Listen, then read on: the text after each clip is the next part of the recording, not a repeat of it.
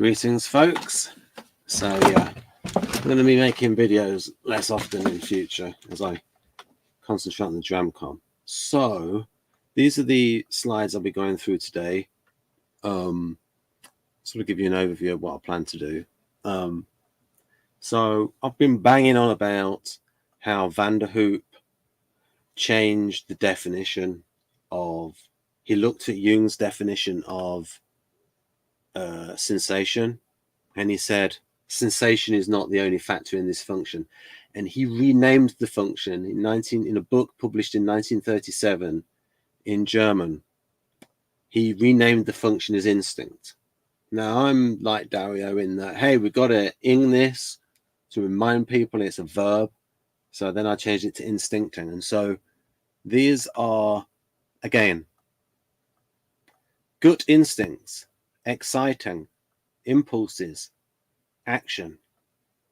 So you quickly move to take advantage of immediate options for action. So whenever two is in there, that's the purpose, that's the motivation. So this is the artisan instinct to take advantage of immediate options for action. We then start getting up towards something called an ultimate given. Why do artisans like action and excitement? We can't go further. It just is. They like that. Just like guardians like security. It's just like identity and ethics is important to idealists. And strategic thinking is important to rationals. These are sort of ultimate givens. And so you can see here, this is not just passive sensing. It's not just, now I'm massive on empirical and subjective, and Jung always talked about the object, but he meant the stimulus, because sound is not an object, Carl. And when an artisan is listening to music, there's no object there, but there is sound. So it's a sensory stimuli, and we've got here, and this is in the advanced SE. Enjoy. There's an emotional response there to the thrill of action. Spur action and get results simply by making your presence felt. So there is an instinct there. So this is the artisan instincts. Now, at the whole type level, now I asked his son, Kersey Sr. never read Van der Hoop. It's a crying shame he didn't. So I'll go on to SI in a moment.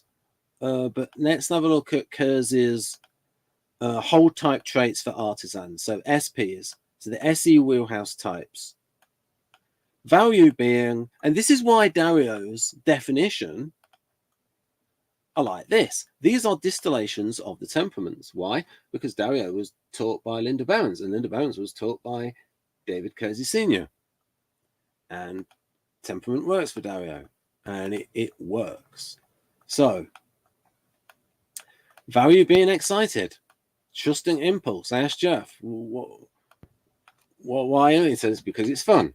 Being impulsive is fun for artisans, because it's for them, for the artisan, just doing the same thing all the while, and the predictability is boring. For guardians, that's reassuring. They like predictability. They like security of that. So, and these are guardians. Value being concerned, value being excited. Seek security, seek stimulation. So you can see here, this is the instinct.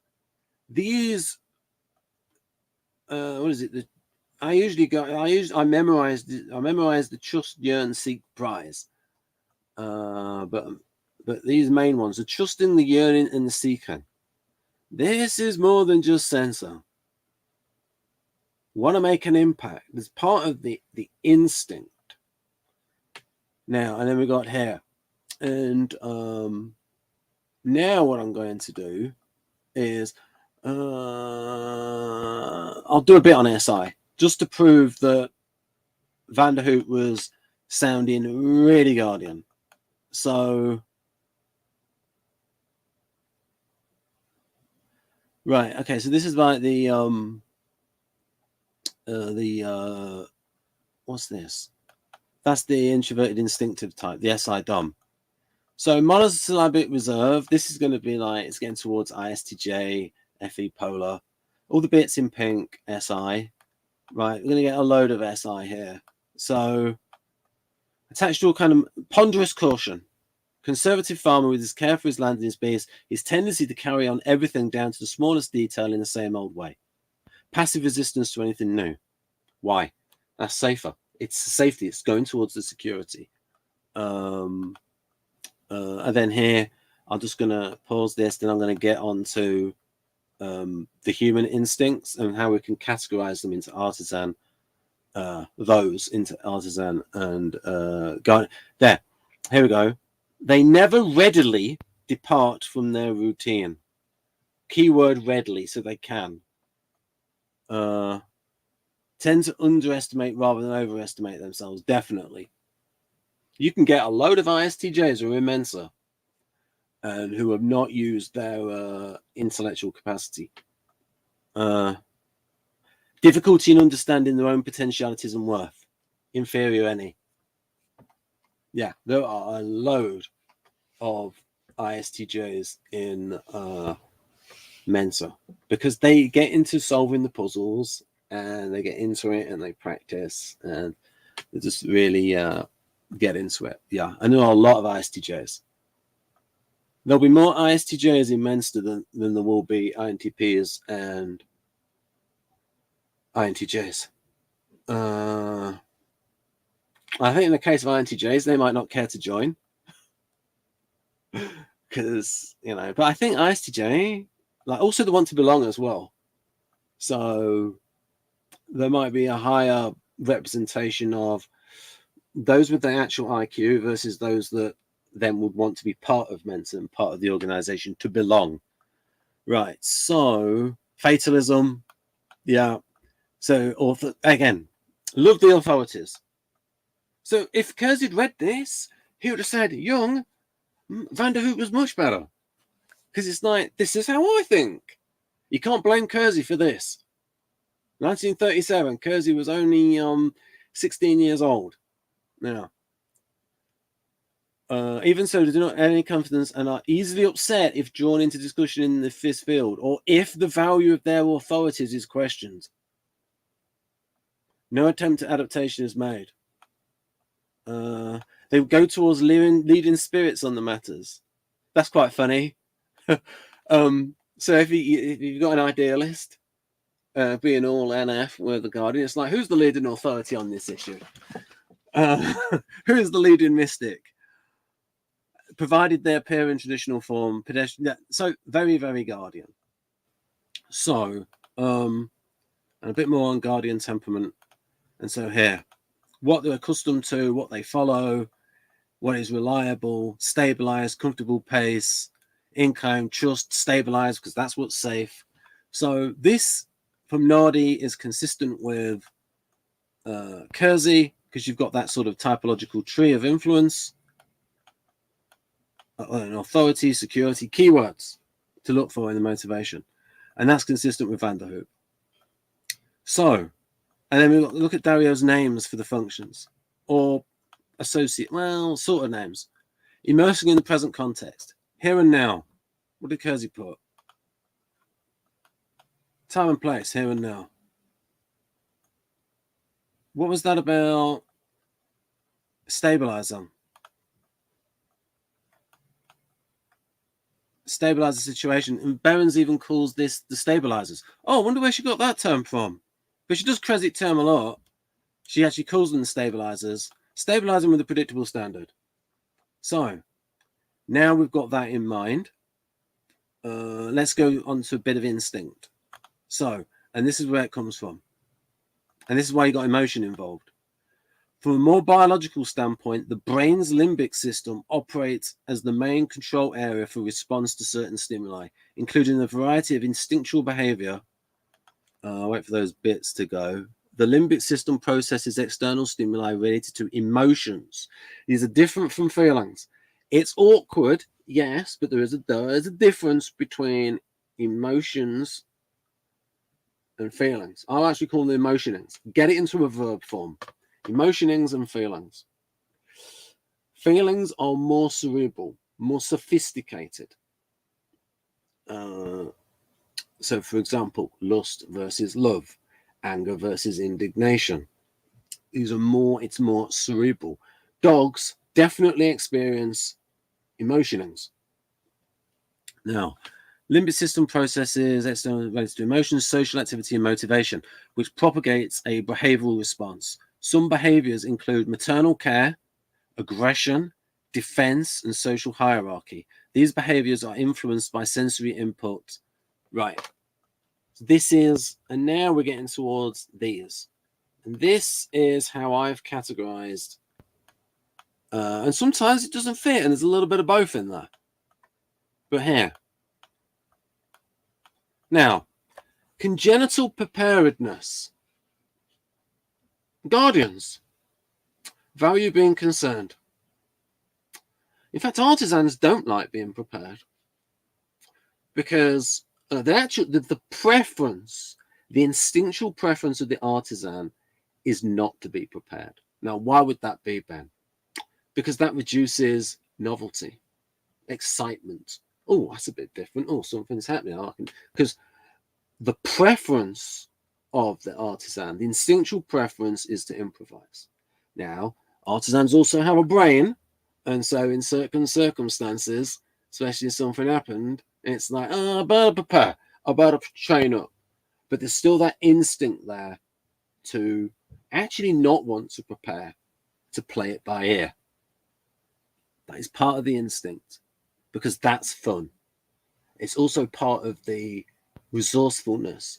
Artisans like to solve problems on the fly, to test their mettle in that respect, to be resourceful under pressure.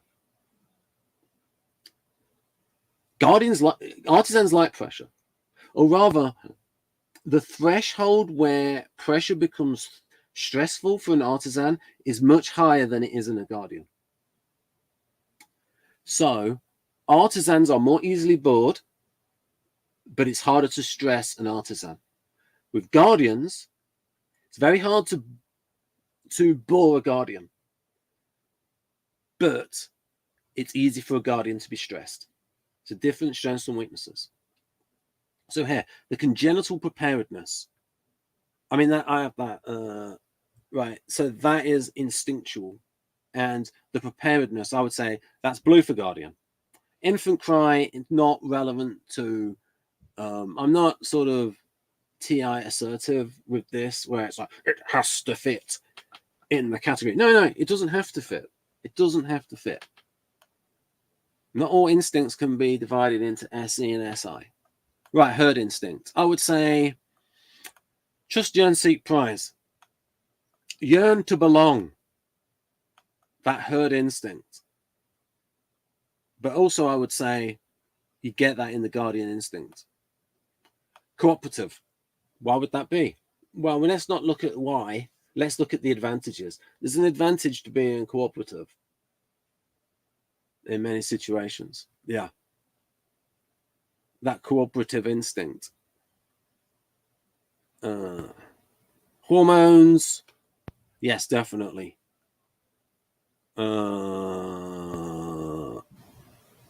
Artisans might have more, or they might be more likely to give in to that. That's something that could be researched. Hygiene, more of a guardian thing, because now there's a context for that. Now, before people knew about, but in terms of, germ avoidance and all that sort of stuff. Yeah, but there's also like the knowledge part as well, knowing that, we've got avoidance going towards safety. So in here, this is hygiene as an instinct, whereas you can get the same behavior from guardians, not directly from the hygiene instinct, but from the instinct for safety. So it leads to that behavior. To be hygienic because that won't get ill and that is safer and I don't want to be ill. Right. Maternal bond. Yeah, yeah. You can have that with, you can have ESFP women. I've seen it where they go from immature, become pregnant and a young mother, maturity just goes up like 10 years. Yeah, because of the maternal instinct. Yeah. Frequently, there's a line you'll get in dramas where a teen pregnancy story. Well, one of the parents will say, "You're going to have to grow up quickly. You're going to look after this child." Yeah. Now, self-preservation.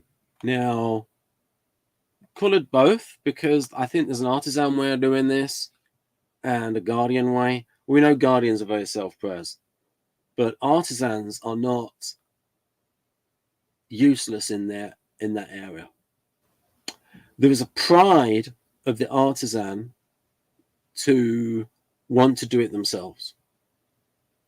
So whilst the artisan wants to have a fun time, it also doesn't want to be dependent on other people. The artisan really values freedom. And so you've got sort of competing instincts there of the artisan that wants to be free to be its own person versus the artisan that could be sort of self-indulgent. So you've got different parts to the instinct. It's not just one thing. I'm not a socionics person. This is after socionics. Socionics were just like one thing, you know, just one little simple thing. Each function does one thing. Why? We're not making functions up. We're not defining functions. We're describing functions based on whole type patterns. We could do this by looking at artisans, and we can categorize people as artisans based on lots of different features that I've been through before. A lot of it is to do with motivation and words and tools, and then we can observe these people and we can look at what are the instincts here. It's not just one thing. It's not just power sensing. So the artisans want to have fun, but they also want to be, and they have self-respect in being resourceful and independent. So then it's going to depend on the artisan. Are you going to have the artisan who is immature and just fun-loving, or you got the artisan that is mature, likes to have fun, but also really values being independent and resourceful? So there is that. Yeah. And there's that bit of an ego involved. So these are the more driven artisans.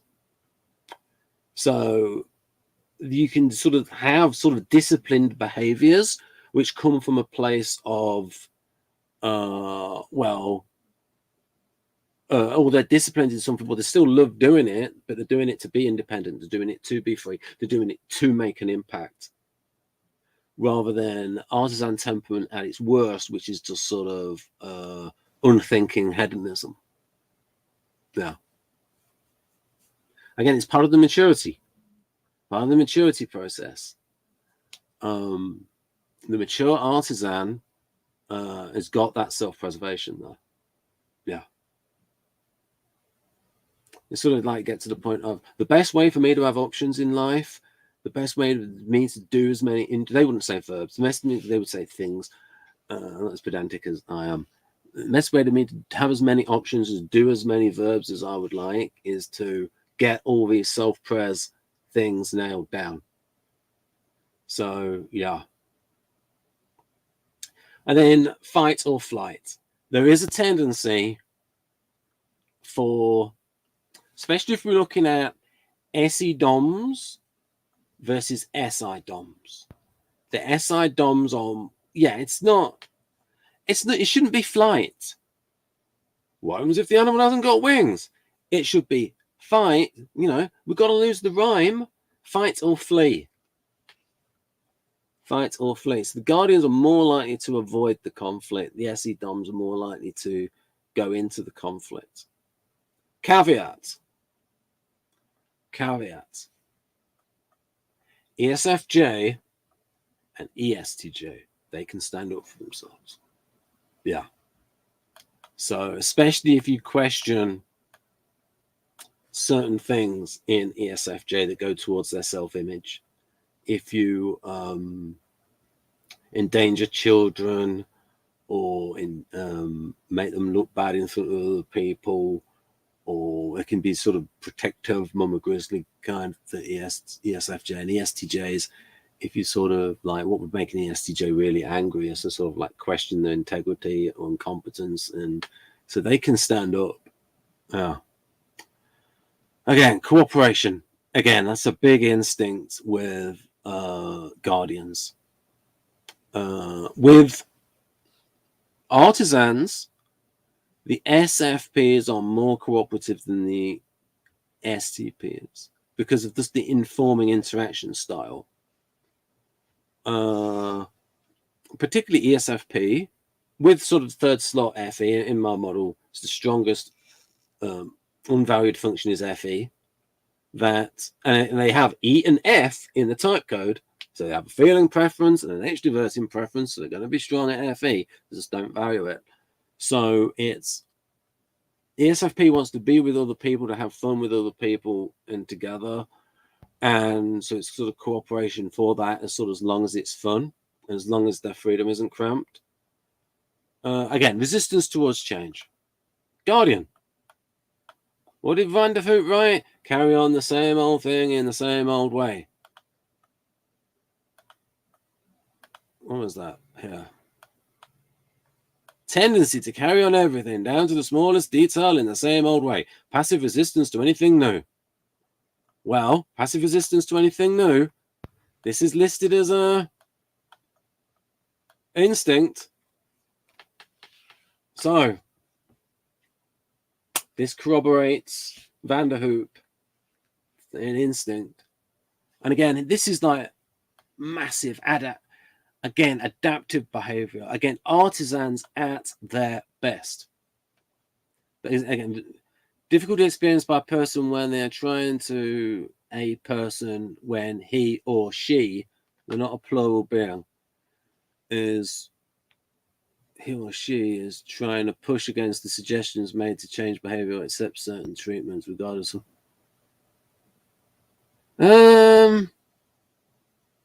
if someone's resistance being told how to change. Now, an artisan might be like, F off, you don't tell me what to do. Especially do not use the word should around an artisan. They do not like it. And then adaptive behavior.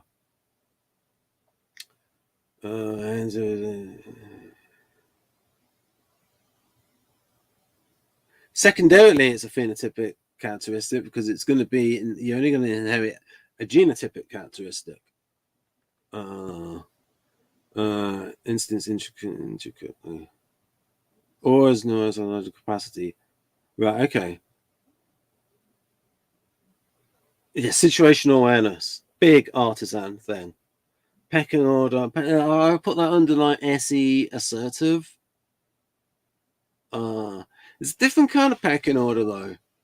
Like, because there's sort of like an FE sort of pecking order as well, based around respect. And I would say that the SE pecking order is based around dominance. So you can get to a similar outcome via different routes. Like you can have that sort of dominant pecking order. And then in some respects will come in. It's like with boxers where they have a fight and then afterwards they respect each other. Yeah. Right. So that's some of the instincts. So again, many of these can categorize under artisan and guardian. So let's do the blue ones again. Preparedness, herd instinct, hygienic, self-preservation, flee, but not necessarily, cooperative, resistance to change, artisans, adaptive, more fighty, some self-pres as well. Anyone on there? But you've got the main ones there. Adaptation to circumstances. So you've got SE assertive, the ability to fight. But this is like, you got to have these two halves of SE. It's like when to fight, when to flee, adapt to circumstances. There we go. There we go. So, is there anything else? Let's into a bit more. Right, some more instincts. Let's see if any of these. Okay, so there's certain ones. So this is from 1917.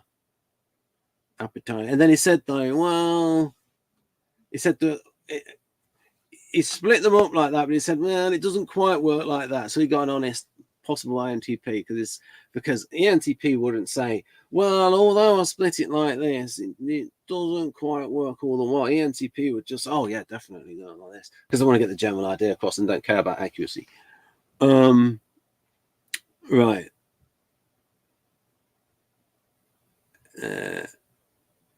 Tendency. Right. So instincts, play, experimentation. Not for guardians. If it ain't broke, don't fix it. That's their instinct. Stability. Suggestibility.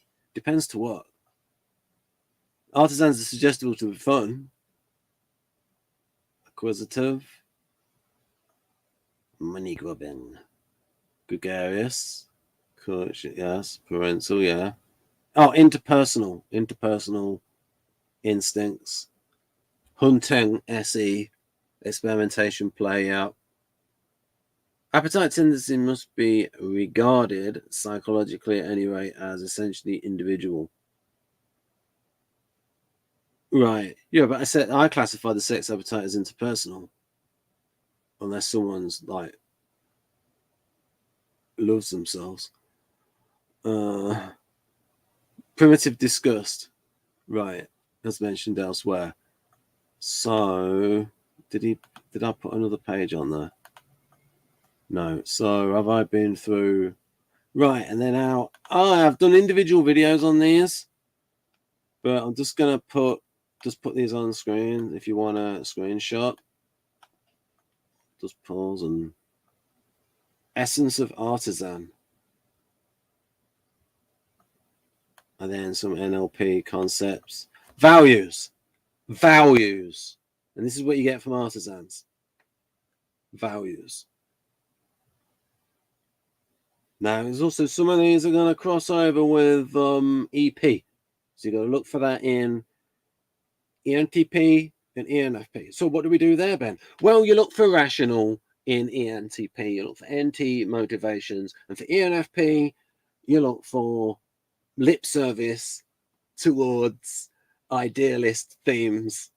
And so it's like in ENFP, basically you got E7, EP stuff, want to have fun, versus the NF sort of politics and that lot. Right. And the advocacy.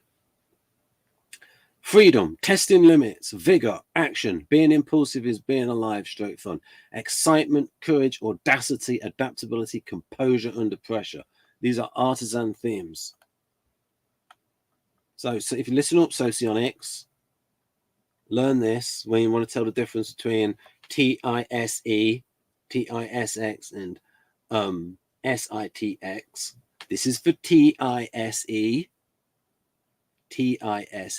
and the TI will be used as part of this, and it will be used expeditiously in line with this temperament.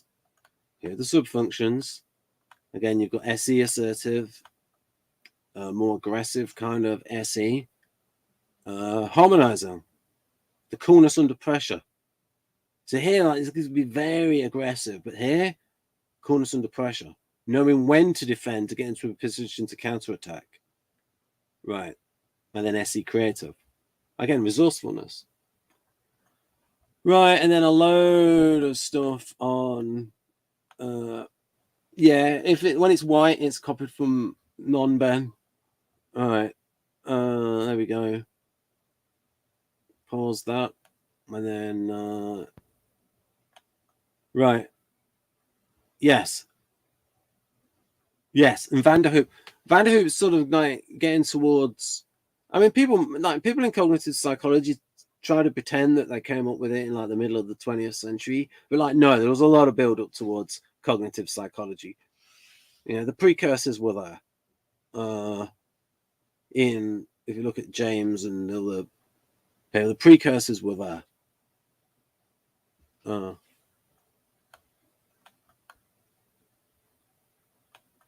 Emotion.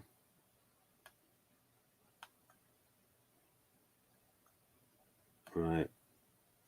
Then goes Gelatly. There we go. There's some more. Next one. SI. Loads on the structure focused, but differently. Again, socionics just looks at the behavior.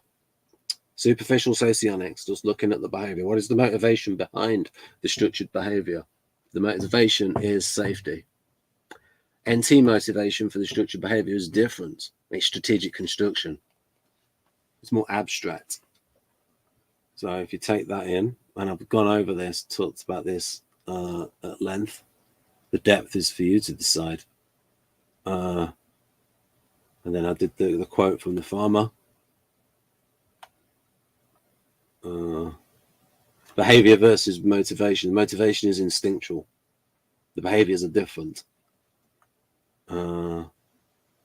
These are the values. Cohort 1. Right, and then I sort of put those into, I tiered those, trying to get these are the primary motivations and values. Again there, and these are the consequent values. So cohort 1, and then these are subsequent values in order to achieve. So for example, value cautiousness. Why do you value cautiousness? Because cautiousness enables me to achieve the value of safety. What is the value behind safety? Well, there isn't one. That's the ultimate given. Right. Why do you have stability? Again, it all goes towards cohort 1. These are, again, values, consequent values to attain cohort 1 and 2 values. These subsequent values go these ones. These are what drive these. These are deduced from these. And then tested, Kristen. And then re-cohort 2. Again, cohort 2. To belong. Even the STJs want to belong. But the functions don't line up because it's part of the instinct. The SI instinct is to belong. Yes, but it should just be one thing. Why? If you're interested in defining it and just want to make it really simple, we were describing human beings. And that is the guardian instinct. Right. And I could say to people, try and prove me wrong then. Look at an ISTJ and look at an INTJ. ISTJ wants to belong more than an INTJ. They're both FE polar. Both FE allergic, but ISTJ wants to belong. INTJ doesn't. INTJ wants sort of meaningful, close relationships with a few people, and that's about it.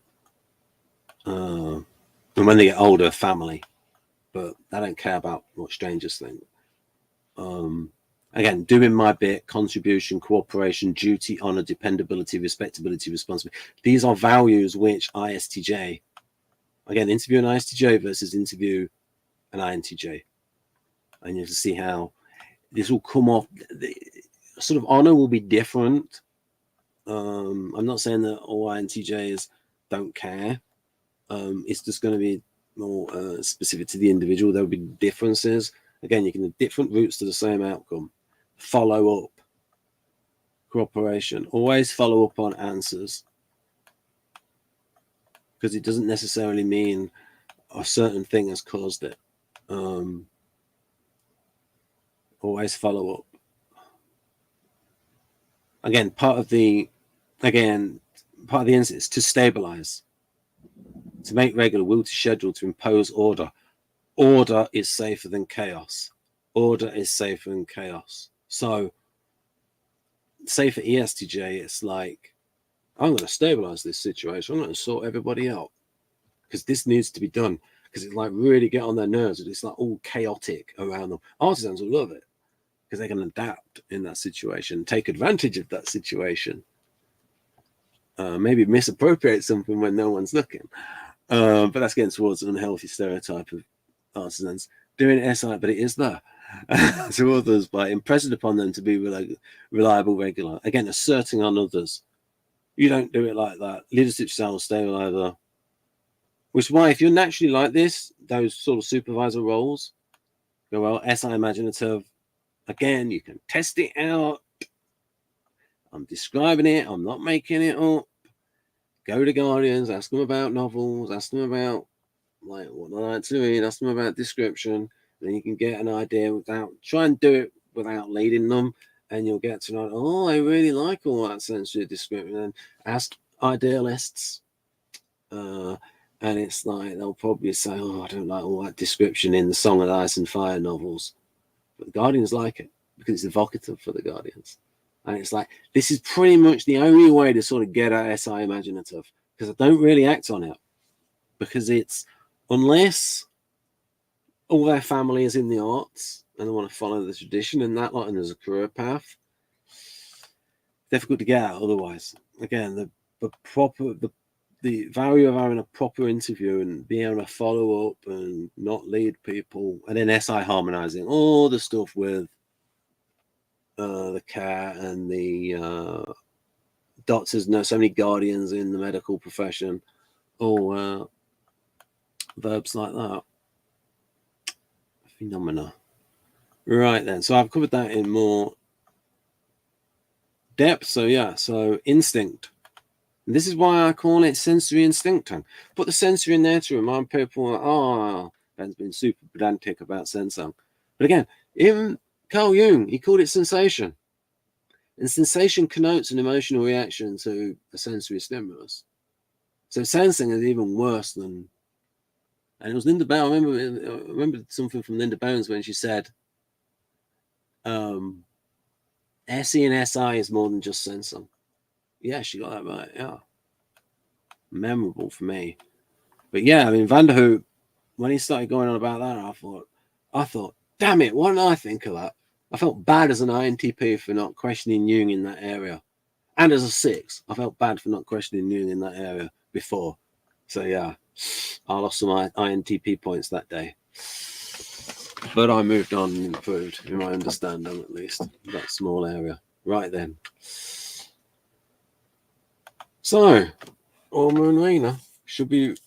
Now, the Rena in Wilma and housemates will be RINA, because it's a slightly different version of her. Well, considerably different version of her, about 20 years younger. Right. Right, end broadcast.